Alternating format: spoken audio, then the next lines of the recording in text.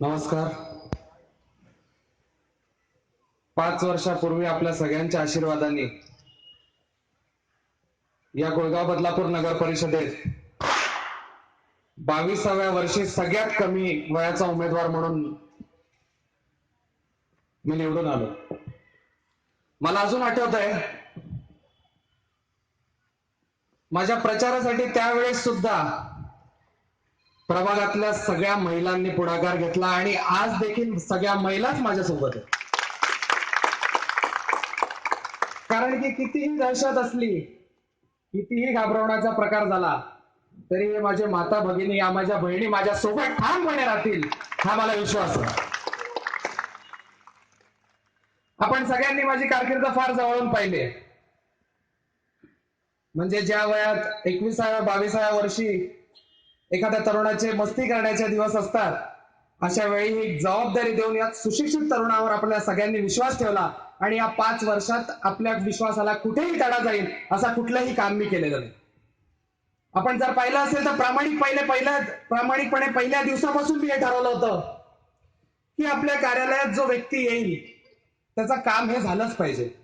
आणि त्याच भूमिकेतून गेल्या 5 वर्षात आपल्या प्रभागातल्या प्रत्येक घराशी, प्रत्येक व्यक्तीशी एक आपुलकीचा संबंध, मग काही असो, त्याच्या सुखादुखात वैयक्तिक काही असो, ते पूर्ण करण्याचं काम या मुलांनी केलेलं आहे.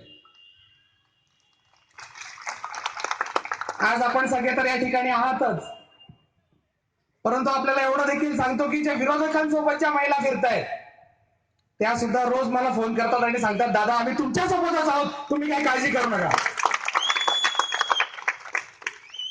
काही वेळेला काही लोकांची अडचण असते, मजबुरी असते. आपल्या सगळ्यांना माहितीच आहे, गेल्या 2-3 महिन्यापासून इथे वातावरण किती विचित्र करून ठेवलेलं आहे. परंतु मी एवढंच सांगू इच्छितो की हे काही युपी किंवा बिहार नाही, हा माझा बदलापूर शहर आहे आणि इथे प्रेमाने मतं जिंकली जातात, दादागिरी जिंकली जात नाही. गेल्या 5 वर्षापासून या नगरपालिकेत काम करत असताना अनेक त्या ठिकाणी नगरसेवक आहेत, अनेक नेते आहेत. काही नेते पैशासाठी काम करतात, काही नावासाठी काम करतात, परंतु या आशिष दादांनी कायम आपल्यासाठीच काम केलंय आणि आपल्या लोकांसाठीच काम करत राहणार. आज खऱ्या अर्थाने पूर्ण देशात सुशिक्षित आणि तरुण राजकारण्यांची गरज आहे आणि त्याची सुरुवात म्हणून आपण जो आशीर्वाद 5 वर्षापूर्वी मला दिलाय तो पुन्हा एकदा देऊन मला एक चांगल्या प्रकारची संधी द्यावी हे आपल्या सगळ्यांना विनंती करतो. आपल्या सगळ्यांना माहिती असेल की हे सगळं करत असताना फक्त बदलापूर शहरात नाही तर इथलं नाव साऊथ आफ्रिकेपर्यंत घेऊन गेलो. साऊथ आफ्रिकेच्या युवकांच्या त्या परिषदेत बदलापूरच्या या नगरसेवकाचं सिलेक्शन झालं आणि त्या सिलेक्शनच्या कार्यक्रमात ज्यावेळी मी भाषणाला उठलो त्यावेळेस डोळे बंद करून पहिला जो मला मनात विचार आला की आशिष, तू आज या जोहान्सबर्ग मध्ये आहेस, या लोकांसमोर, त्या ठिकाणी 180 देशातून साधारणतः 1300 लोकप्रतिनिधी आले होते. त्या ठिकाणी मी भाषणाला उठलो आणि माझ्या डोक्यात एकच विचार आला की आशिष, तू या ठिकाणी उभा आहेस हे बेलोनीच्या लोकांमुळे उभा आहे आणि त्यांची उपकार कधी विसरू नको. आपल्या सर्वांनी सातत्याने गेल्या अनेक वर्षापासून माझी साथ दिली आहे. मी सुद्धा जास्तीत जास्त प्रयत्न केला की आपल्याला काय काय काम करता येईल, काहीतरी एक वेगळं काहीतरी एक भूमिका मांडायची, वेगळं काहीतरी काम करून दाखवायचं. नगरसेवक म्हटलं की नुसते रस्ता, गटार आणि हे सगळ्याच्या पलीकडे निघून काहीतरी महिलांचं सक्षमीकरण कसं करता येईल या उद्देशाने आपण यशस्विनी भवनसारखी वास्तू त्या ठिकाणी बनवली. आज आपल्या सगळ्यांना माहिती आहे यशस्विनीच्या माध्यमातून आपल्यापैकी बऱ्याच महिला आहेत ज्या तिथे अटॅच आहेत, ज्या तिथे काम करतायत आणि एका परिवारासारखं आपण सगळेजण तिथे काम करतो. त्याचबरोबर आपल्या सगळ्यांना माहिती आहे की आपल्या इथे शारदा अभ्यासिका आपण बनवलेली आहे.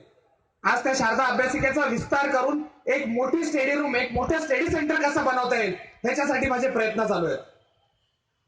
आणि त्या शारदा अभ्यासिकेतून अभ्यास करून साधारणतः 23 पोलीस ऑफिसर्स घडले आणि युपीएससी आणि एमपीएससीच्या परीक्षांना बसणारे अनेक विद्यार्थी तिथे येऊन अभ्यास करतायत. आज अशी अनेक कामं आहेत जी आपण सगळ्यांच्या सहकार्याने त्या ठिकाणी करतोय. आपल्याला माहिती असेल तर बदलापूर शहरात अनेक कार्यक्रम होतात. 34 वॉर्ड मागे होते, 34 वॉर्डाचे नगरसेवक आहेत, सगळे कार्यक्रम घेतात. परंतु एक नंबरला आपला वार्ड आहे, जिथे आतापर्यंत 1112 कार्यक्रम झाले. दुसऱ्या कुठल्याही बदलापूर शहरामध्ये एवढे कार्यक्रम झाले नाही. आणि आज आपल्या सगळ्यांना निश्चितपणे सांगतो की आपण यावेळी पुन्हा एकदा विश्वास ठेवा. काही वेळेला आपल्या सगळ्यांच्या मार्गदर्शनाने आपण सगळे जे आपले ज्येष्ठ नागरिक आहेत त्यांचा अनुभव आहे, महिलांचा अनुभव आहे आणि त्यांच्या आशीर्वादानेच मी आजपर्यंत जे केलं ते काम केलं आणि आजच्या पुढे संधी मिळाल्यानंतर हे काम 4 पटीने वाढवून दाखवीन, हा मी आपल्या सगळ्यांना विश्वास देतो. निश्चितपणे आपण पुन्हा एकदा विश्वास ठेवा. पुढच्या 1 ते 1.5 वर्षाच्या आतच आपण बघाल, 5 वर्षासाठी आता मोठा काळ झालेला आहे. आता 2020चा जमाना आहे, तर 1-1.5 वर्षातच तुम्हाला पडसाद दिसायला लागतील की कशा प्रकारे विकास करतो, कशा पद्धतीने आपल्या प्रभागाला, आपल्या शहराला पुढे नेतो. आणि खऱ्या अर्थाने एक नगरपालिकेत एक सक्षम नेतृत्व, आपण नेतृत्वाची फळी त्या ठिकाणी कशी उभी करू शकतो, ह्याच्यासाठी माझे प्रामाणिक प्रयत्न असतील. आपण जर पाहिलं असेल तर आपल्यातले बरेच लोक परिचित आहेत की माझ्या ऑफिस मध्ये माझ्या सोबत काम करायला सुरुवात केलेला संतोष कदम असू दे, मोरे काका असू दे, सुनील असू दे, या सगळ्यांना, हे माझे नातेवाईक नाही, परंतु त्यांना सुद्धा कुठेतरी आपल्या बरोबरीने पुढे घेऊन कसं जाता येईल, आज त्या 40 नंबर माडा वॉर्ड मध्ये संतोषनी त्याचा उमेदवार उभा केलेला आहे. तर नुसता स्वतःचा विकास कसा होईल आणि स्वतः आपण कसे पुढे जाऊ, ह्याच्यापेक्षा आपली सगळी लोक कशी पुढे जातील आणि त्यांना सुद्धा आपल्याला कसं मोठा बनवता येईल, यासाठी मी कायम प्रामाणिक प्रयत्न केलेला आहे, ह्याच्या पुढच्या काळात सुद्धा करत राहील. खऱ्या अर्थाने आपल्याला सांगू इच्छितो की निर्धास्तपणे राहा. मी या ठिकाणी आपल्या सगळ्यांसाठी उडी मारलेली, आपल्या सगळ्यांसाठी पुढे या निवडणुकीत उतरलेलो आहोत. खरा तर इतका त्रास होतो आपल्या सगळ्यांना ठाऊकच असेल. म्हणजे आमच्या मोरे काकांना तर अगदी घरी 5-5 वेळा जाऊन देण्यात आलेला आहे.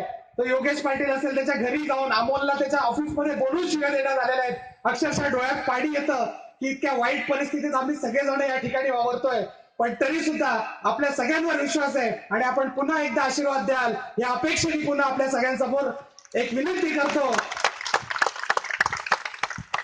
सर्व महिला वर्गांना माझी विनंती आहे की आपल्या ओळखीच्या जेवढ्या आहेत त्या सगळ्यांना सांगा की यावेळी पुन्हा एकदा राष्ट्रवादी काँग्रेस पक्षाला अशीच आम्हाला पुन्हा एकदा संधी द्या, एवढंच आपल्या सगळ्यांना सांगतो.